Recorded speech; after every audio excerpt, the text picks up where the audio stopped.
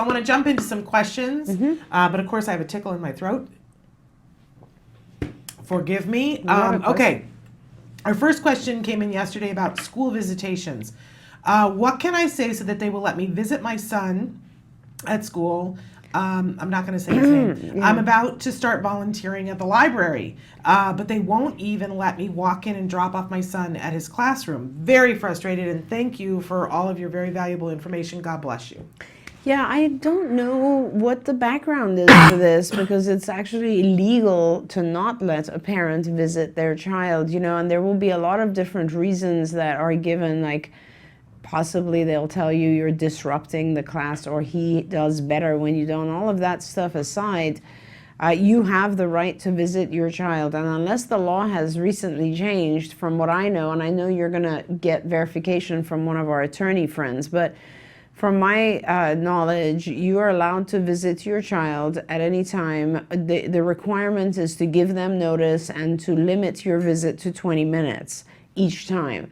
Now, that's the absolute minimum. Obviously, you can arrange things with the school so that you can, a lot of schools will let you just stay longer, visit multiple times, and so on and so forth. But it concerns me if they don't allow you to visit your son. Absolutely.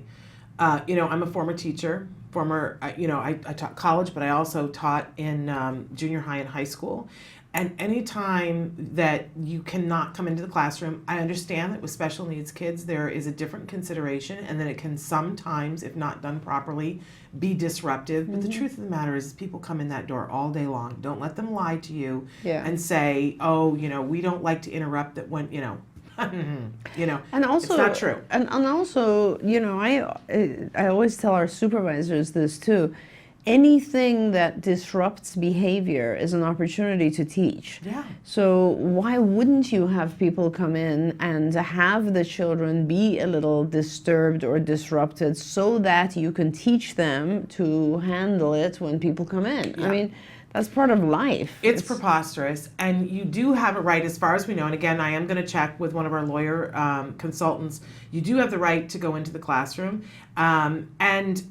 This started a couple of weeks ago that we had somebody write in and say, they won't let me look at the placement that they're offering my child. Which also is just ludicrous. Right, you have a right to that, and if you push, they will let you. Right. They will let you, as you said, they will say 20 minutes, and they'll say that one of the administrative staff has to come along with you. Bring them. Bring them. Make it uncomfortable for them. Do it as often as you can. And I think it's great that you're volunteering in the classroom. But I'm with you. Any school, any classroom that won't let you in on a semi-regular basis, be concerned. There's a reason why they won't let you in, and that really worries me. Yeah, it does. It's just in so many different ways. Even if your child was a typically developing child, like, you're not giving your child to them. They're just a placement. They're a place that you place your child for the day, and you have to feel completely safe, and you have to be able to trust that they're doing the right thing. And too many times, unfortunately, we've learned that people take advantage of situations and don't give the attention and teaching that they should to our children with disabilities. Yep. And they'll tell you that it violates the other kid's rights. No, that's not the case. Not at all. And if you need, get it all in writing, your requests. Right. Tell them when you're coming, and get them to put it in writing that you can't. Exactly. And then if they still won't let you, I would lawyer up. Yeah, you definitely have cause if they actually do put it in writing. A lot of times it's hard to get these people to put anything in writing. Yeah. But if you do get it in writing, then an attorney will definitely be able to guide you in regards to this.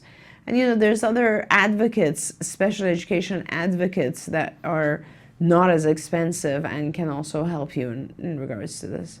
I mean, even if you just read your rights in terms of what you are allowed, and these are rights that are supposed to be given to you when your child has an IEP. It's actually a few pieces of paper that are given to you. All your rights are written in there, including this. Yeah. And the other thing, you know, I think we all have worries as moms about, well, I don't want to be the squeaky wheel, and what if they're mean to him or her because I did whatever. If that's seriously your concern, then it's a bigger issue than that. Be the squeaky wheel. I showed up on a regular basis, and if I wasn't getting my way when I knew I was supposed to, and they were stolen, I was saying, you know, I'm very good friends with this and so reporter. I think they'd be interested to know about this. Yeah. And yeah. Let us know if you need more help. Yeah, and you know, I mean, I hate to go to this level, but I know some parents where the school has just made it very, very difficult for them. And I know parents who have put recorders in their child's backpack, who have put spy cams, which are very easy to purchase now. Which actually videotape any motion that occurs as well as sound. And so it's pretty easy these days to be able to see what's going on with your kid. Yeah, it's illegal. We have to say that. But you know what? When you use it, if you were to, and we're certainly not advocating that you do that, but if you were to, just to see what's happening, and you were to find something that's illegal, that becomes a very interesting discussion. And parents have done that. Many parents I know have done that. And that just moves simply because they're being denied their rights to observe their kids. That's right. So I love that you're going to be at the library, but keep pushing. Okay, I have to say, somebody wrote in. We have a new interview that we did with Nicholas Yates that we're going to be showing in just a few minutes. You know, we did the Temple Grandin in the car video, and we have a new video with Nick Yates in the car. And somebody said, "OMG, Shannon, love your drive interviews. How can you concentrate while driving? Amazing." Well, that would be Kelby in the back seat. Kelby makes sure that I go the right way, that I don't turn into traffic. I love it. I love it. It's all Kelby. It's like that the karaoke show. You know? Exactly. I love that. I love that too. Yeah. And Jerry, we got the idea between that and Jerry Seinfeld, the comedians in cars. So we're trying to do more of those car interviews. But you can see Kelby's handsome head in the back seat, taking care of everything. He's all but driving the car, but he's telling me, you know, okay, you need to stop here. There's a stop sign, because I become brain dead.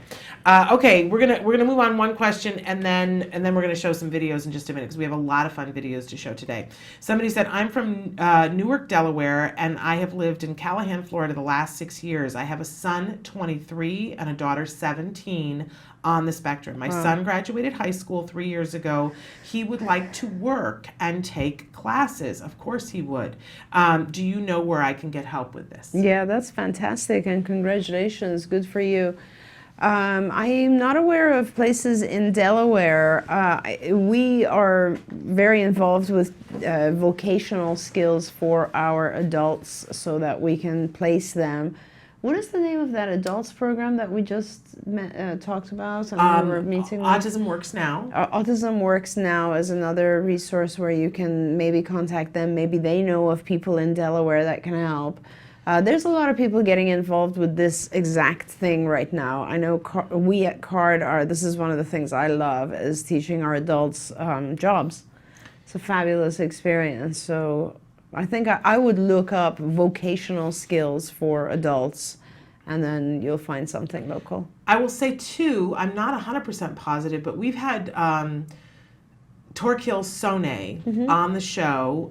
He is a Danish gentleman who has the company Specially Stern, and he has come to the United States and is starting little pilot programs in different places to train individuals on the spectrum and with related things to work in specific. Now, he was in Delaware, I think 6 months ago. I don't know if he still is working specifically. So I would look into that and see how, Delaware's a pretty small state. Yes. And I know that he was about to move, he has a plan, you know, he was in Delaware, and then I think he was going to South Carolina, and then, you know, I think he's coming to San Francisco, and we're hoping we can get him to come to Los Angeles. But I would look into that, because even even if he is gone, the program is probably, but it was centered in Delaware. So that's kind of great. a lucky coincidence. That's very good. All right. Let's move on. Okay, we got to get some questions in. Okay.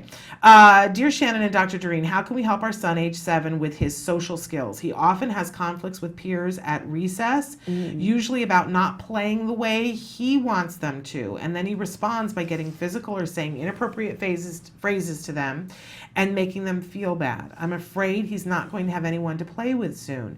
We have social stories, we read and role play typical situations, but it doesn't seem to be helping. And thanks.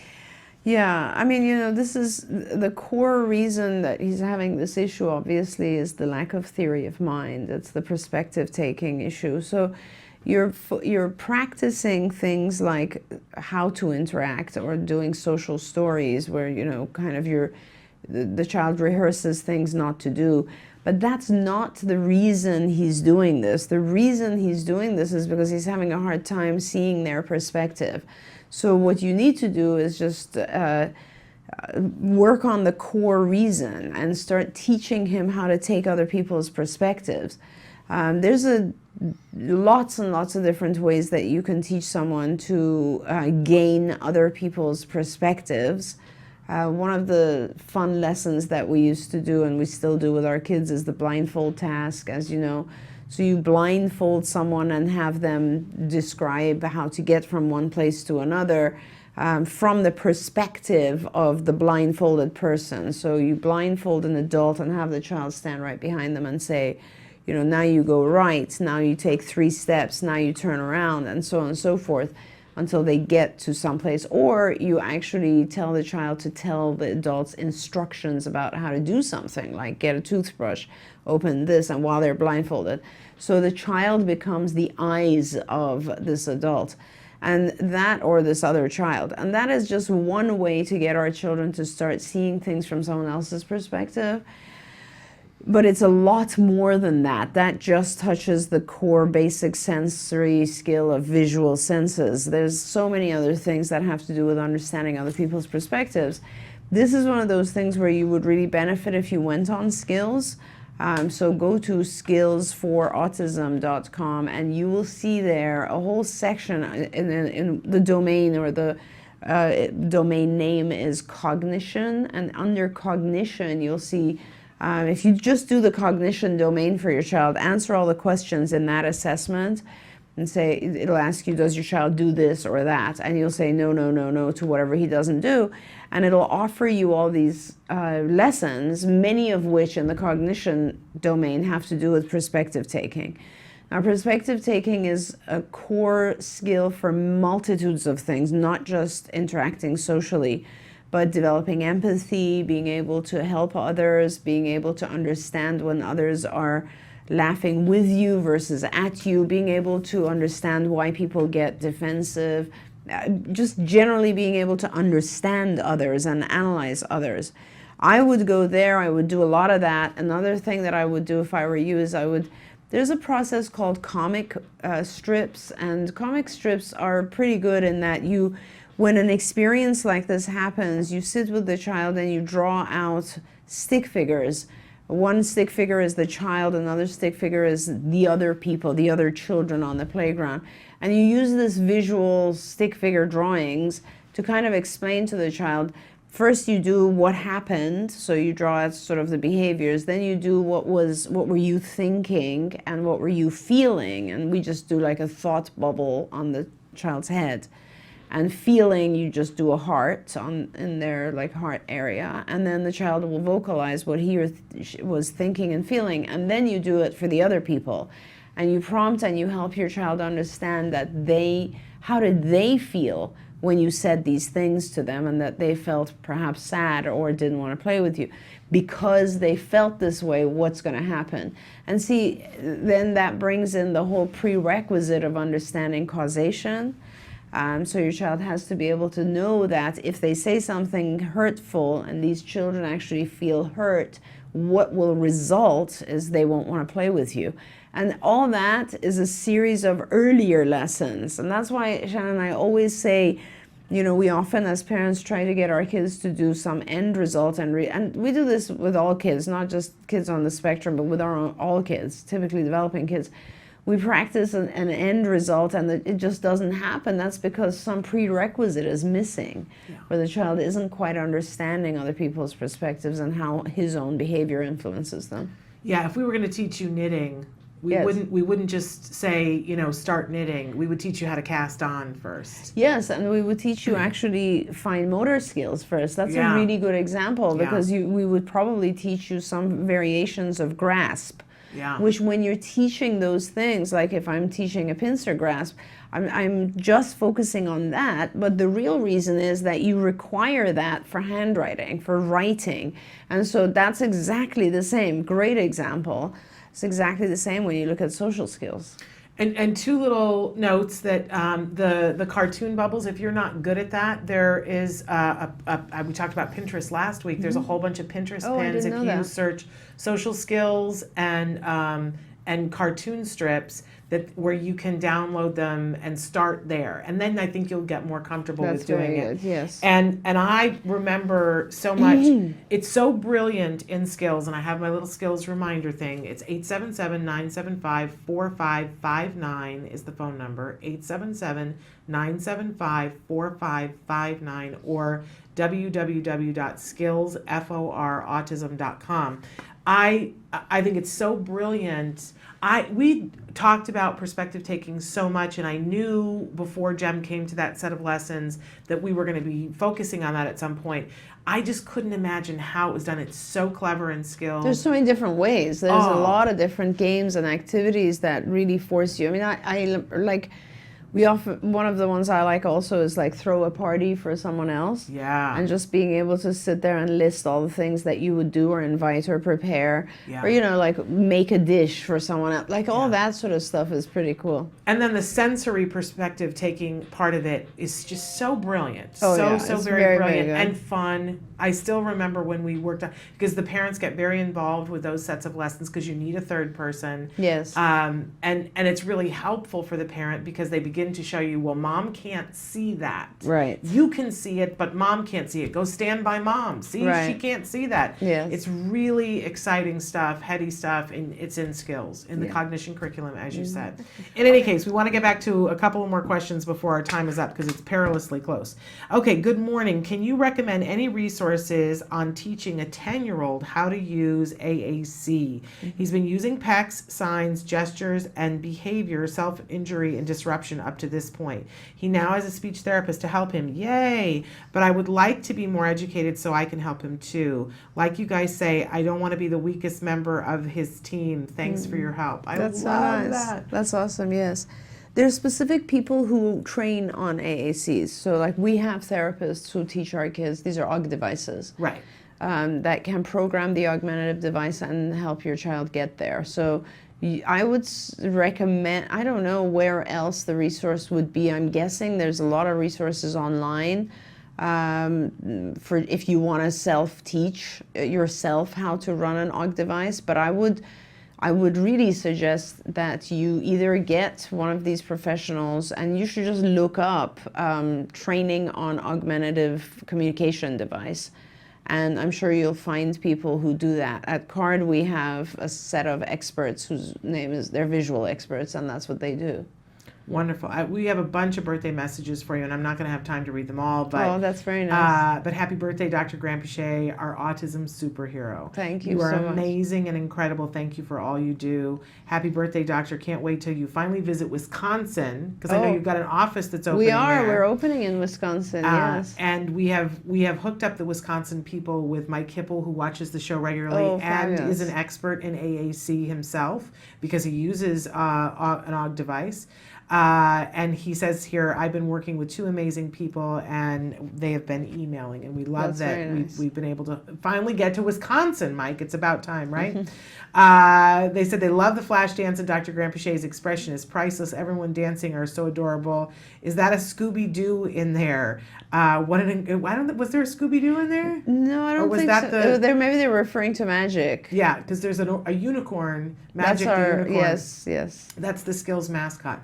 Not to be confused with, we call Dr. Copeland a unicorn. Oh, that's right. Because she's the only one that has right, these different. Right. That's right. That's so that's good. getting confusing already. But anyway, they said, thank you, Dr. Doreen, for getting it. ABA, diet, medical, legal, insurance, etc. Thank you. Your show is so informative and brings so much courage, and thank you so much. Thank you. Somebody says, Jem is great. Love those snazzy shoes. He was wearing his snazzy dance shoes, I have to say. Okay. Somebody else said, thank you, Shannon, Dr. Doreen. We love you both so much. You know, Logie will give you a drum lesson anytime, Doreen. So there you go. Okay.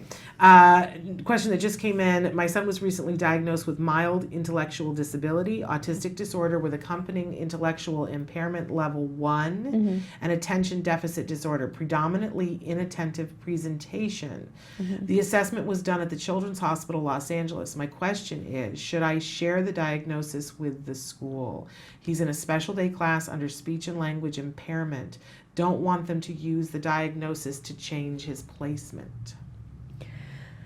Yeah, I don't think they can use the diagnosis to change his placement. Again, as usual, the level 1 should pertain to one of the 2 domains. And a lot of people who diagnose, and perhaps that's not the case, and maybe in the report it outlines, but we should have 2 different scores on the level.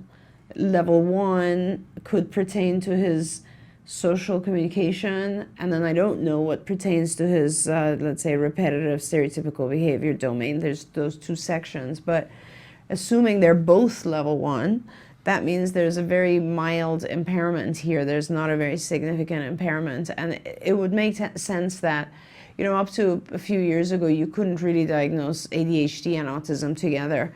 This is very recent that we're doing this, and because the reason being that in most cases, children with ASD have some form of inattention going on. So that's, you know, it sort of overrides the other. But it's good to know that he has the ADHD issue going on as well.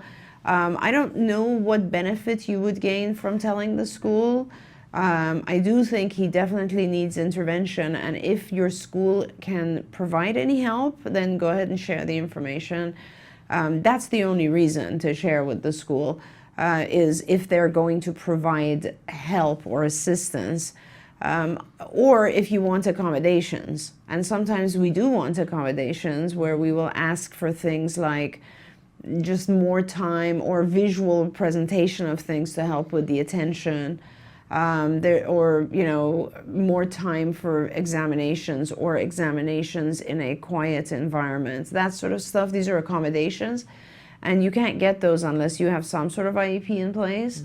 So but they must have an IEP if they're in a special day class. Absolutely, absolutely. So, and he has a speech diagnosis, I think, right? Speech and language impairment is what he's in the special day class under.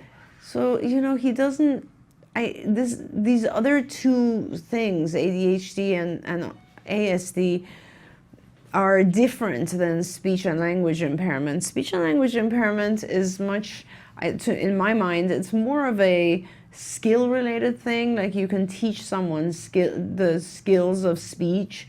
When someone has problems with attention and is exhibiting some abstract reasoning problems, let's say, those are much harder things to teach, and they require much more specialized intervention. So, you know, unless your school can provide that sort of intervention, which is really what you get from a cognitive behavioral ABA type program, then I don't see any reason for adding to his diagnosis.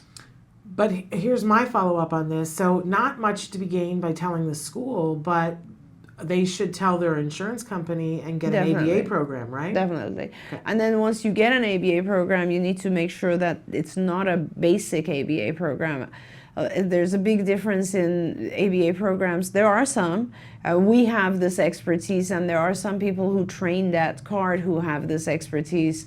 And it's important to find someone who is able to do more of the cognitive behavioral types of ABA than just basic, you know, discrete trial.